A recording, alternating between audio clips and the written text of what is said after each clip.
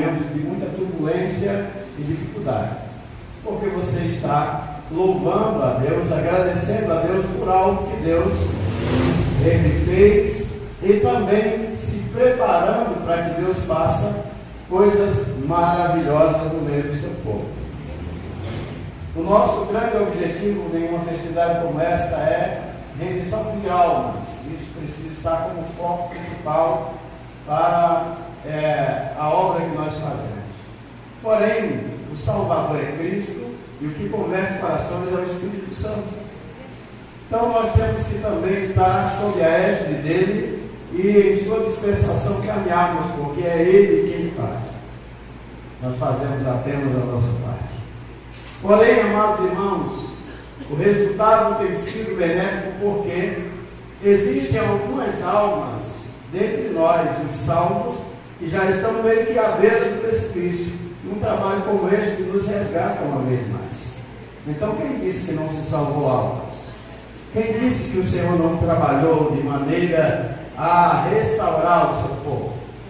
Com certeza, quem participou dos trabalhos, inclusive de ontem, que foi um divisor de águas, foi perceber o quanto Deus palestrou no meio do seu povo, e eu creio que Ele ainda está falando nessa noite aos nossos corações. Por isso o resultado não podia ser diferente desse. Esta é a vontade de Deus, e esse foi o dia que o Senhor nos fez. Regozijemos-nos e alegremos-nos nele. Quem sabe de uma forma diferenciada hoje, né, irmãos? Inclusive eu quero só denotar algo que entre nós aconteceu que não deve. Muito passeio na igreja, aí dá um desligamento. As crianças correndo, as nossas crianças são bênçãos, mas precisam ser educadas a caminharem na igreja, não correr. Então os pais já precisam corrigir isso. Bom, né? E também os adultos, muito passeio, né, irmãos? Muito passeio, cuidado com os passeios. No culto isso não é benéfico, atrapalha um pouquinho. Mas entendam isso como uma recomendação de amor, para que os seus corações não sejam feridos em plena festividade. Nós precisamos ter todo esse cuidado de nos prepararmos para a volta de Jesus, porque Ele está voltando. A sua palavra, ela, por mais de 800 vezes, fala sobre a questão da vinda de Jesus, da segunda volta de Jesus. E nós acreditamos que será breve, e a igreja aguarda, e a igreja diz: Maranata, hora vem o Senhor Jesus. E Jesus, Ele, sabendo como tratar o seu povo, Ele usa parábolas. Essa é uma das mais conhecidas delas. Porém, o Evangelho de Mateus contém 18 parábolas. Veja só, ele tem 28 capítulos, mas contém 18 parábolas, perdendo apenas para o Evangelho de Lucas. O Evangelho de Lucas tem 22 parábolas. Perceberam o quanto Jesus tentava simplificar a linguagem para alcançar corações? E nesta recomendação bíblica, nós podemos perceber Jesus tratando o seu povo com os mimos de uma linguagem para eles conhecida, para que ficasse bem claro acerca da bênção da sua volta e também do perigo iminente de estar despreparado para esse grande acontecimento. Na verdade, a igreja do Senhor, o povo de Deus, ele está baseado em promessas. E uma das maiores promessas para nós, para os nossos corações, é exatamente esta, de que Jesus Cristo voltará para buscar um povo que a Bíblia diz que tem qualidades. É todo seu, especial, zeloso e de boas obras. O Senhor não vem buscar o que é dos outros. O Senhor não vem buscar qualquer coisa. É um povo que é todo seu e que é especial. Detalhe: o Senhor avalia a nossa conduta para nos levar para as mansões celestiais. Então, é um povo todo do Senhor, especial. É um povo que não vive relaxadamente, ele é zeloso e de boas obras. Todo seu, especial, zeloso e de boas obras. Esse é o povo que o Senhor voltará para buscar. E Ele usa a linguagem ilustrativa para fazer conhecer aquilo que seria uma recomendação drástica. Na realidade, em resumo desta parábola, o que Jesus estava dizendo era: mantenham-se como noiva, sejam prudentes, não relaxem, porque tem céu para se entrar. Porém, se fores imprudentes, a porta se fechará e vocês ficarão de fora. Esse é o resumo da parábola. Então, nós precisamos compreender que é um privilégio esperarmos o noivo. O texto, ele, no primeiro verso do texto, veja só, eu queria que os irmãos mantivessem as suas Bíblias abertas no seu colo, exceto os que estão com criança ocupando o colo. Veja só como diz a palavra do Senhor. O primeiro verso diz: então o reino dos céus será semelhante ao que? A 10 virgens, que tomando as suas lâmpadas, saíram ao encontro do... Percebe aí? Todas elas eram virgens. Eram 10 e todas elas eram virgens. E elas, tomando as suas lâmpadas, saíram ao encontro do esposo. Então havia um objetivo e uma predisposição para o momento. Estas moças, elas estavam com o mesmo objetivo em seus corações, que era encontrar o esposo. Quem está esperando e veio, está indo de encontro ao esposo nesta noite? Amém. Todos, não é isso?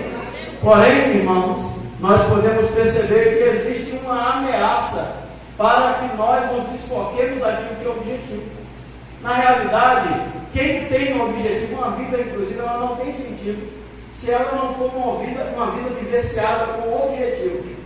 Nós não podemos viver como se fosse a nossa história uma obra do acaso, como se coincidências fizessem parte da nossa perspectiva de vida. Eu vou viver de qualquer forma, e como infelizmente a gente acaba citando aí os ditos populares da música aí do mundo, né, que deixa a vida te levar. Crente não pode ser dessa forma, não, irmãos. Quem tem que levar o crente é Cristo. Nós precisamos viver dentro dos ditames da palavra do Senhor e deixar que Ele direcione os nossos passos. Isso é foco no objetivo. O nosso objetivo é ir para o céu.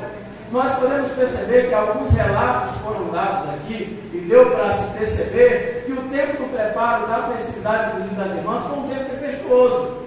Algumas dificuldades, enfermidades, quem sabe até algumas desavenças, mas existia um objetivo. Resultado de quem foca em objetivo é o que aconteceu. Deus derrama fogo do céu como resposta.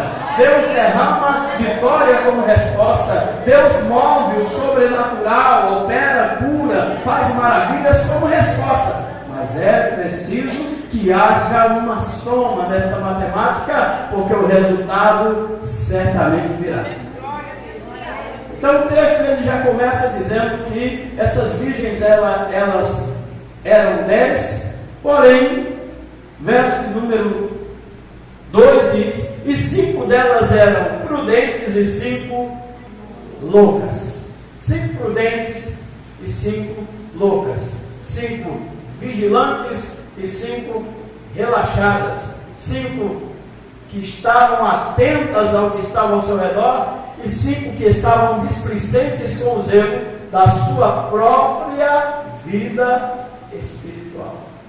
Nós precisamos ter cuidado, irmãos, para que nós não nos aliemos a quem não tem prudência, ou nos deixemos levar por aquilo que vem ao nosso redor querendo tomar de nós as nossas qualidades. Já citei no começo que o Senhor voltará para buscar um povo todo seu, especial, zeloso e de boas.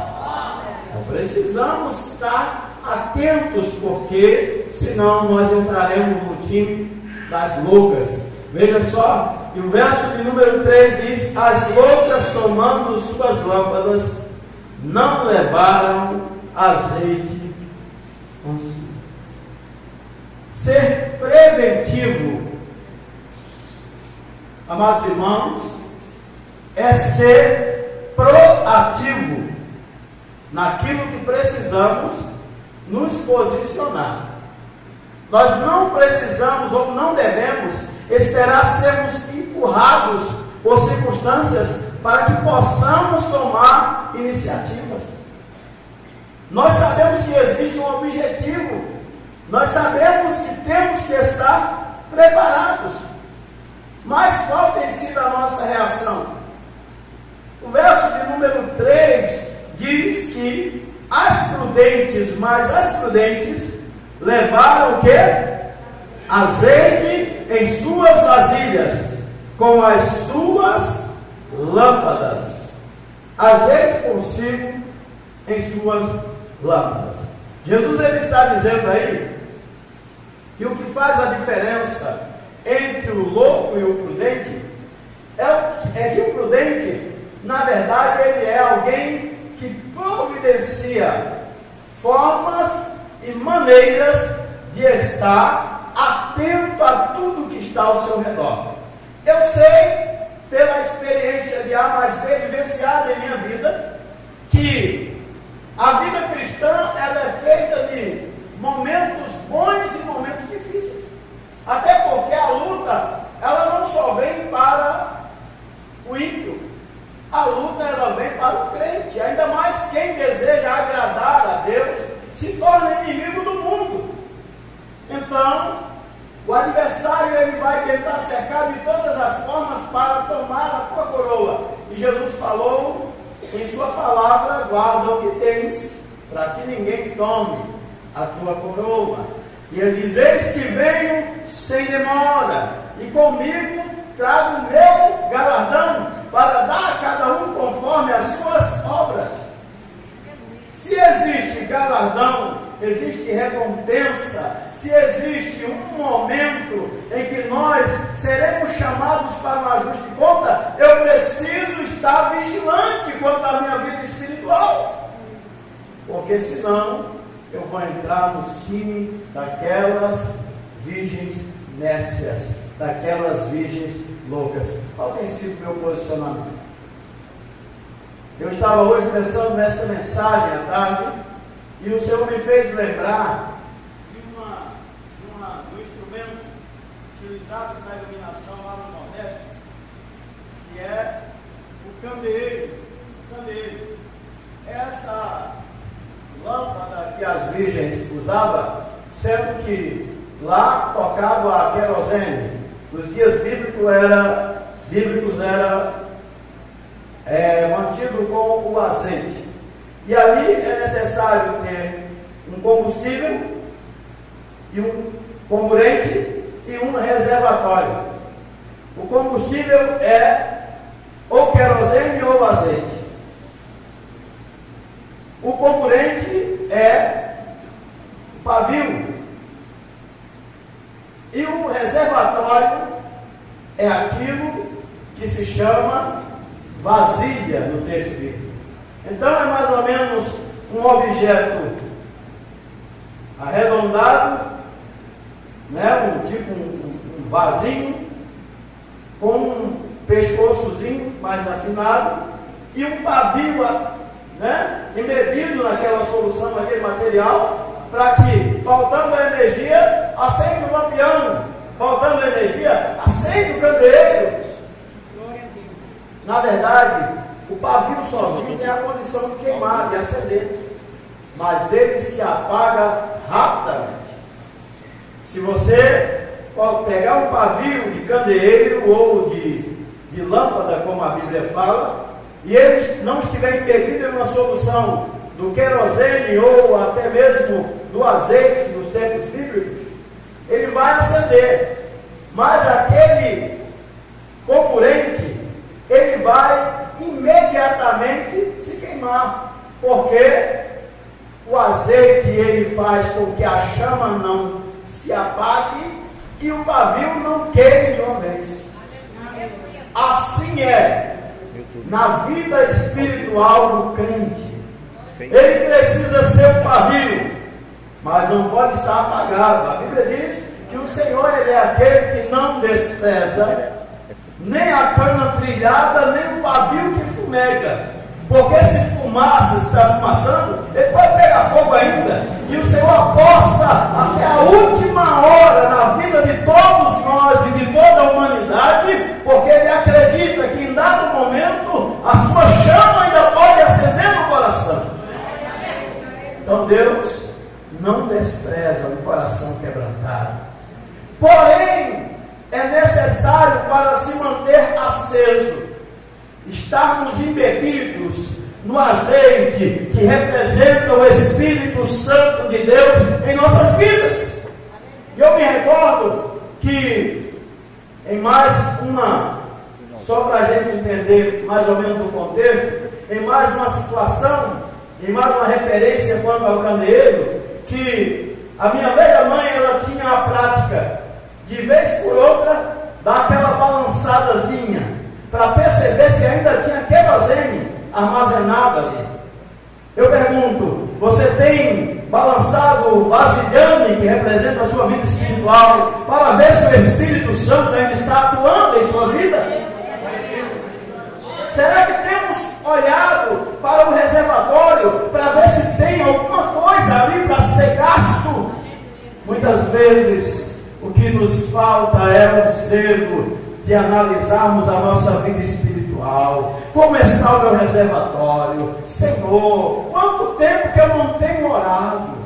Quanto tempo que eu não tenho jejuado? Quanto tempo que eu não tenho lido a tua palavra? Será que isso tem acontecido? Ou estamos vivenciando como se o que importasse fosse um fogo momentâneo que pode se apagar a qualquer momento? Ei, aos pavios secos, o Senhor diz nesta noite: eu quero te encher, eu quero te mover, eu quero te acender, eu quero mover a sua vida.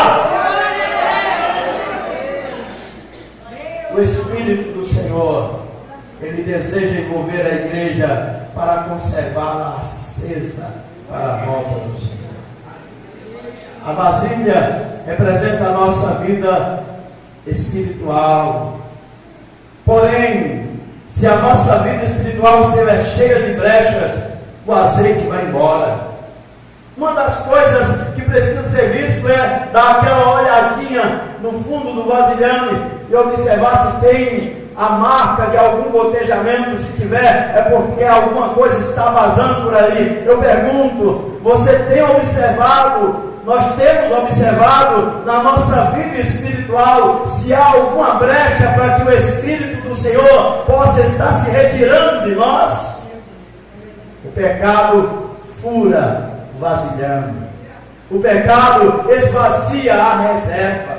O pecado rouba a unção. O pecado nos afasta de Deus e da sua luz. O Senhor quer nos encher de santidade e acender a nossa vida espiritual. Mas eu pergunto, o que temos feito para melhorarmos? Precisamos dar aquela observada, porque o noivo vem. As propostas são muitas para relaxarmos.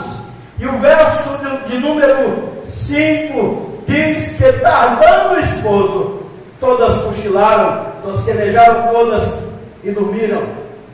Interessante que não só foram mais loucas que dormiram, todas dormiram, todas deram aquela cochilada. Sabe por quê, pastor Tenório? O perfeito que sejamos, e a gente não é perfeito, não. Estamos em processo de perfeição. Mas por prudentes que sejamos, de vez em quando a gente se sente naquela famosa depressão, né? O que é uma depressão? Uma planície é uma área plana, uma montanha é uma área elevada, e uma depressão na geologia é algo que está no baixo, é aquela baixa. E na vida espiritual não é diferente. Existem coisas que deprimem, são depreciativas. Temos que ter muito cuidado, inclusive, com as nossas palavras. As nossas palavras, elas podem ser algo que eleve, mas elas podem ser algo que deprime. Eu posso provocar muito bem o eleito, meu pastor, meu amigo, mas eu posso dizer para ele palavras tão duras que o possam matar. Então nós precisamos ter esse cuidado. Senão a gente nem vai nem deixa os outros. Então nós precisamos balancear na nossa vida espiritual, para que nós não venhamos a tosquenejar, a dormir e ainda provocar o sono dos demais. A Bíblia diz que todas tosquenejaram, todas dormiram. É normal, desde quando a gente entra em um estado de baixa estima, se é que se pode usar esse termo. A gente só não pode se contentar com isso, viu, irmãos? Nós precisamos imediatamente nos acordarmos, porque o noivo está voltando. Então, quando alguma coisa tentar embaraçar a sua vida espiritual, lembre-se, o noivo está voltando, e a palavra é, aí vem o noivo. A pergunta é, está preparada? Pergunte para o seu irmão aí na direita, diga para ele, aí vem o noivo. Diga bem alto, aí vem o noivo. Está preparada? Aleluia! Aí vem o noivo. Está preparada? Precisamos estar preparados. Vou me preparar. Não vai. E se ele voltar agora? E se antes de terminar a pregação ele tocar a trombeta? Ei, irmãos, como está a nossa vida espiritual hoje? Porque o dia do Senhor é hoje. O Senhor, nosso Deus, é o Deus de já. Ah, Senhor, dá um tempinho para eu me arrumar.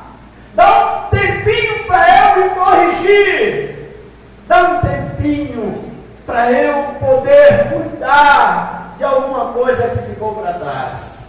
Se o noivo voltar, se não estiver preparada, infelizmente, vai ficar para virar pregador da grande tribulação. E aí? Como é que é? Como está a lamparina? Como está a vasilha? Como está a reserva? Como está a chama? Glórias a Deus. Como está a vida espiritual? É momento de refletirmos sobre isso. Sabe por quê? Porque Deus é Deus de já. E a sua volta é de imediato. É iminente. A volta de Jesus acontecerá, quem sabe, antes de eu terminar esta pregação. Muito bem, meus irmãos. E o verso número 7 nos diz, 6 nos diz assim: mas à meia-noite ouviu-se um clamor, aí vem o esposo sair-lhe ao encontro. Ei, a pregação diz, desde o início da nossa fé, que ele está vindo. Vai deixar para se preparar amanhã? Ah, Senhor, eu preciso ainda corrigir algo que me está pendente. Não corrigiu ainda não? O que é que está faltando? E aí o verso de número 9, a verso de número 8, 7 diz assim: então todas aquelas virgens fizeram o que? Se levantaram e prepararam as suas lâmpadas. Imagine a correria. Imagine a correria.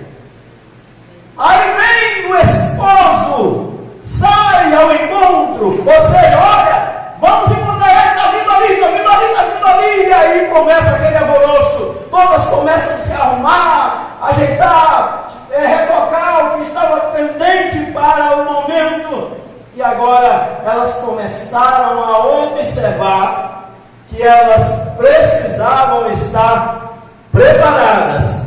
E aí o verso de número 7 diz: então todas aquelas virgens se levantaram e prepararam as suas lâmpadas. Porém, no grupo tinha as que já estavam abastecidas e aquelas que, quem sabe, foram apenas dar uma arrumada no pavio. Puxar o pavio um pouquinho, porque ele está vindo aí. Isso é uma prática também. Puxar um pouquinho o pavio, sabe por quê? Para não apagar. Porque o noivo, o esposo, já está vindo. é necessário que nós façamos a manutenção da nossa vida espiritual. Porque na volta de Jesus não dá para se preparar. Ei, Jesus, me dá um segundinho aí. Custa quanto para o Senhor esperar só um pouquinho mais? Diz que brasileiro tem aquele tal do jeitinho brasileiro, né, irmãos? Mas na vida espiritual não vale. Sabe por quê? Porque o sistema de corrupção, ele não atua no reino dos céus. Verso de número 9. Verso número 8 diz: e as loucas disseram para os prudentes: dá-nos do vosso azeite, porque as nossas lâmpadas se apagam. Oh, irmãos, o apelo foi tão quebrantado, quem sabe. Certamente, se nós estivéssemos no ambiente e fôssemos uma delas, o coração de quem é caridoso, quem sabe, até mesmo tentaria se dividir naquele momento. Poxa, não custa nada, vou emprestar um pouquinho. Mas no reino dos céus não dá para emprestar um pouquinho, queridos. Ou estamos preparados ou a lâmpada vai se apagar. Não há tempo para fazer uma retrospectiva. Não há tempo para voltar atrás no tempo e reparar o tempo perdido. O tempo é hoje, a hora é agora. Quantas vezes nós ouvimos a pregação? Quantas vezes a palavra de Deus diz: reconcilia-te com o teu próximo enquanto estás com ele no caminho. Mas nós deixamos passar. E se Jesus voltar fora do concerto, na inimizade, na desunião, com contenda, com desamor com seu irmão, será que vai para outra ala no céu? Ô Jesus, eu vim, Mariazinha veio, mas eu estou de mal com ela. Dá para botar a gente na cela separada? Lá não é o inferno. No inferno, quem sabe, tem lá as repartições. Mas no céu, o amor precisa e é mútuo. Todos estão ali em união, ou estarão ali em união, porque no céu não tem a ala dos A e dos B. Nós precisamos estar em união. Oh, quão bom e quão suave é que os irmãos vivam em união. As prudentes se posicionam e dizem: não! Senão vai faltar a nós e a vós. Quer apagar a tua e apagar a minha também? Crente, precisamos nos posicionar para o bem da nossa alma. Você sabe, quando eu peço perdão ao meu irmão, quando eu me reconcilio com ele, quando eu tento viver em harmonia com ele, eu talvez pode passar que eu estou me rebaixando a ele, mas eu estou fazendo bem à minha alma. Sabe por quê? O noivo veio. Aí vem o noivo: ei, me presta do teu azeite. Dá não, porque o noivo já está vindo. Senão vai faltar para mim e para você. Perceberam aí como é grave a situação? Não dá para se preparar aos 45 do segundo tempo. E aí o verso de número 9 nos diz assim: mas as prudentes responderam dizendo: não, seja o caso que nos falte a nós e a vós, e diante aos que o vendem, e comprai-o para vós. Tendo elas ido comprá-lo, chegou o esposo, e as que estavam preparadas entraram com ele para as bodas, e fechou-se a porta. A iniciativa de ir buscar foi até boa, mas precisava ter sido buscado antes. Não era exatamente naquela fatídica hora, porque o esposo já estava muito próximo. Não havia mais tempo de buscar, não tinha mais como. Detalhe, aí elas estavam naquela história de se correr o bicho pega,